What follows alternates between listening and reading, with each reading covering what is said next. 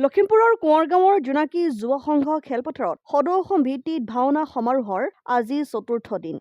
বৃহস্পতিবাৰৰ পৰা অনুষ্ঠিত হোৱা ভাওনা সমাৰোহ আৰু প্ৰতিযোগিতাত মুঠ 10টা ভাওনাৰ দলে অংশগ্ৰহণ কৰে। তৃতীয় দিনৰ ভাগত 1600 গৰাকী গোপীকৃষ্ণই নৃত্য প্ৰদৰ্শন কৰাৰ পিছত দেওবাৰে 10,000 গৰাকী মহিলাই পৰিৱেশন কৰে দিহানাম। এই অনুষ্ঠানৰ শুভাৰম্ভ কৰে বিধায়ক মানৱ ডেকাই। অনুষ্ঠানত মুখ্য অতিথি হিচাপে উপস্থিত থাকে মন্ত্ৰী জয়ন্ত মল্ল বৰুৱাৰ লগতে উপস্থিত থাকে সাংসদ প্ৰধান বৰুৱাৰ লগতে কেইবাজনো বিশিষ্ট ব্যক্তি।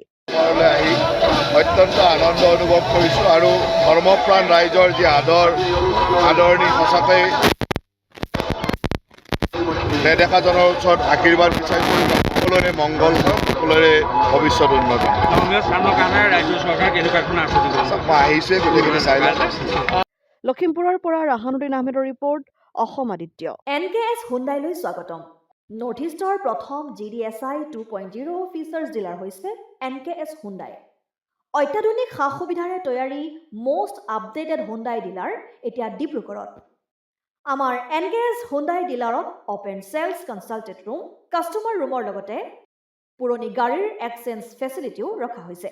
ইয়াত চেলছৰ লগতে ছাৰ্ভিচ ছেক্টৰৰ সুন্দৰ সুবিধা আছে। প্ৰয়োজনীয় সকলো এডভান্স টুলছ, হুইল বেলেন্সিং, এলাইনমেণ্টৰ অত্যাধুনিক machine, post hydraulic lift, fully train men পাৱাৰৰ লগতে nitrogen gas filling facility, fully automatic car ৱাছৰ ফেচিলিটিও আছে।